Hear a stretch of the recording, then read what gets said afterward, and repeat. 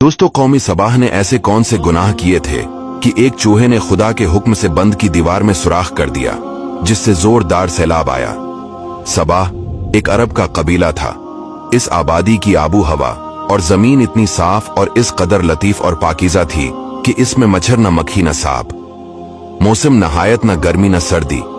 यहाँ के बागात में कसीर फलाते थे कि जब कोई शख्स सर पर टोकरा लिए गुजरता तो बगैर हाथ लगाए किस्म किस्म के फलों से इसको टोकरा भर जाता था।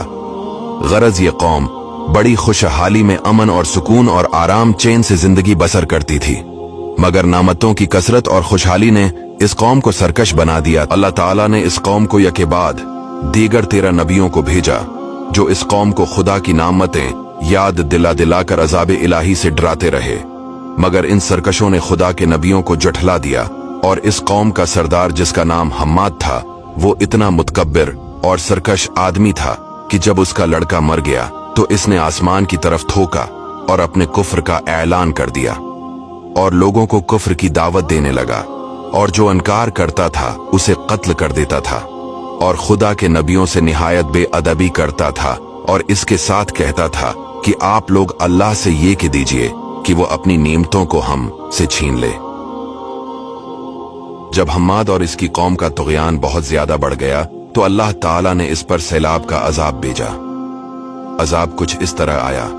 कौम सबाह की बस्ती के किनारे पहाड़ों के दामन में बंद बांधकर मलका बिल्किस ने 3 बड़े बड़े तालाब नीचे ऊपर बना दिए थे।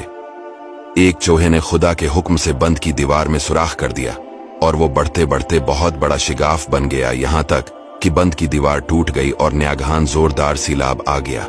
बस्ती वाले इस सुराख और शिगाफ से गाफिल थे और अपने घरों में चैन की बांसुरी बजा रहे थे कि अचानक सैलाब की धारों ने इनकी बस्ती को गारत कर डाला और हर तरफ बर्बादी और वीरानी का दौर दौरा हो गया, जिससे इन लोगों के बागात और मकानात सब गरक होकर फना हो गए और पूरी बस्ती रेत के तौदों में गरक हो गई। आमदा और लजीज फलों के बागात की जगह झाव और जंगली बीरों के खारदार और खौफनाक जंगल अग गए, और ये कौम आमदा और लजीज फलों के लिए तरस गई, और इस तरह ये कौम तबाह और बर्बाद हो गई। अल्लाह ताला ने कौम सबाह की इस हलाकत का तज़किरा सूरा सबा में भी फरमाया है। दोस्तों, कौम सबाह की ये बर्बादी उनकी सरकशी और खुदा की नेमतों की नाशकरी के सबब हुई, और नबियों के साथ उनकी गुस्ताखियां जब बहुत बढ़ गई।